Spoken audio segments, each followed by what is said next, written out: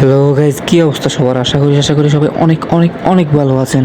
তো আমি চলে আসছি মক্কা শহরে, সৌদি আরবে চলে আসছি। এখন থেকে নতুন ভিডিও আপলোড পাবেন। নতুন নতুন সব ভিডিও আপনাদেরকে দেখাবো। তো নতুন নতুন ভিডিও দেখতে হলে তো চ্যানেলটা সাবস্ক্রাইব করা লাগবে। অবশ্যই তাড়াতাড়ি সাবস্ক্রাইব করে রাখুন।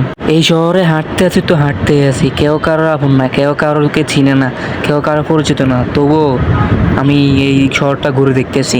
এই শহরের যে তাপমাত্রা কি আর বলবো, এটা তো আপনারা সবাই জানেন। এই শহরের যে তাপমাত্রা, মাথার চুল স্তূপ পড়ে যায়। এই শহরের হাতের চামড়া স্তূপ পড়া যায়, পায়ের চামড়া পড়া যায়, হাঁটতে হাঁটতে অবস্থা খারাপ হয়ে যায়। তারপরেও হাঁটা শেষ হয় না। এই শহরটা উঁচা নেচা পাহাড়ি এলাকা, পাহাড়ি শহর, পাহাড়ি একটা অঞ্চল। পাহাড় কেটে কেটে সব বিল্ডিং, রাস্তাঘাট সবগুলো তৈরি করছে। আপনারা তো সবাই জানেন। আপনাদের এখন থেকে আর চিন্তা নেই, আপনাদের ভাই চলে আসছে। তো আপনাদের ভাই এখন থেকে নতুন নতুন ভিডিও আপলোড করবে। এই মক্কা শহরটা আপনাদেরকে ঘুরে ঘুরে দেখাবে। পবিত্র একটা নগরী, পবিত্র একটা শহর আপনাদেরকে ঘুরে ঘুরে দেখাবে। আপনাদের কোনো কষ্ট করতে হবে না, হাঁটবো আমি, কষ্ট হবো আমার। আপনারা শুধু চ্যানেলটাকে লাইক কমেন্ট শেয়ার করবেন, অবশ্যই কিন্তু চ্যানেলটা সাবস্ক্রাইব করে দিবেন। এই শহরে আসছি ধরেই আমার ঘুমের ঠিক নেই, খাওয়ার ঠিক নেই। আমাদের বাংলাদেশের স্টাইলে যে আমরা খাবার খাই, এই দেশে কিন্তু ওইরকম না।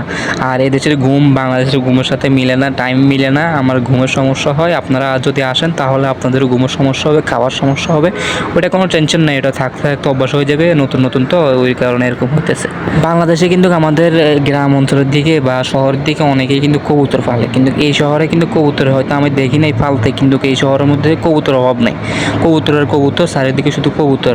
এত রোদ, আর এদিকে এসি, মানে যা আছে এসির উপরে, তারপরে আপনার রাস্তার উপরে, মানুষের বাসার বিল্ডিংয়ের ছাদে, কার্নিশে, বিভিন্ন জায়গায় কবুতরে বাসা করে ডিম পাড়িয়ে রাখছে।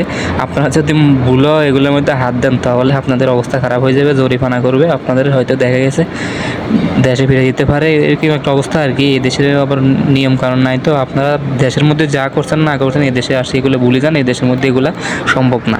তো আজকে শুক্রবার ছিল, পবিত্র জুমার নামাজ পড়ছিলাম। আজকে পবিত্র হেরাম শরীফের ওইখানে গিয়ে আমি জুমার নামাজ পড়ছি।